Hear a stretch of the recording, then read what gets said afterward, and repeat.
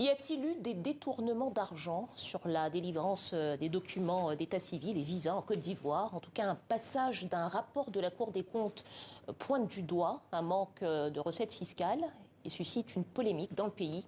On écoute la correspondance de Christelle Pierre. Après le tollé de ces derniers jours, les ministères des Finances et de l'Intérieur ont fini par publier un communiqué ce vendredi matin. Ce qui leur est reproché, ce sont quelques lignes dans un rapport de la Cour des comptes qui dénonce un faible niveau de recouvrement des droits perçus par l'État sur les cartes de résident, les passeports et les cartes d'identité. À peine 800 000 francs pour toute l'année 2022. Alors les ministères se défendent. Selon eux, la part fiscale est bien versée et la ligne passeport et carte d'identité de moins de 800 000 francs correspondrait en fait uniquement aux visas qui sont payés à l'arrivée à l'aéroport d'Abidjan. Habituellement, le visa pour la Côte d'Ivoire se paye en ligne sur Internet. Interrogé après le Conseil des ministres ce jeudi, le porte-parole du gouvernement s'est lui montré optimiste.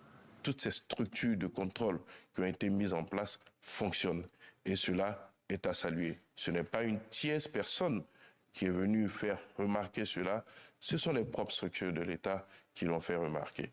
Et ça, c'est à saluer. C'est bien la preuve que nous sommes bien engagés sur la voie de la transparence. De son côté, SNEDAI, la société qui, grâce à une convention, produit les passeports et les visas, s'est défendue de tout détournement d'argent et a affirmé bien verser la part de l'État sur 2 comptes en banque.